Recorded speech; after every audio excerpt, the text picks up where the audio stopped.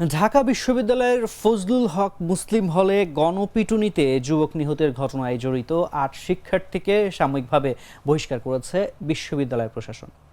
এ ঘটনায় দায়িত্ব পালনে অবহেলা করায় হলের প্রভোস্ট অধ্যাপক ডক্টর শাহ মোহাম্মদ মাসুমকেও অপসারণ করা হয়েছে। দুপুরে বিশ্ববিদ্যালয়ের জনসংযোগ দপ্তর থেকে পাঠানো এক বিজ্ঞপ্তিতে এই তথ্য জানানো হয়।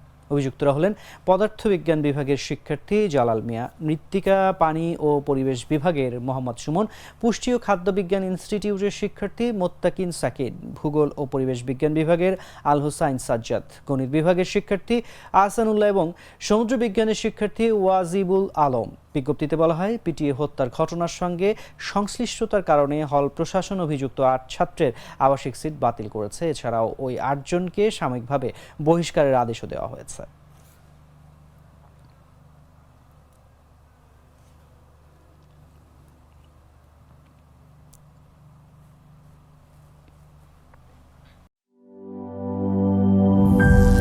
করিম চাচা, আপনার প্রিয় মানুষদের কখনো বিপদে ফেলতে চাইবেন না স্যার। তাহলে আমাদের বিপদে রাখা কি ঠিক হচ্ছে? এজন্যই বিজলি কেবলস সবচেয়ে ভালো ও নিরাপদ। ফ্লেম রিটার্ডেন্ট পিভিসি দিয়ে তৈরি বিজলি কেবলস, নিরাপদ আজীবন।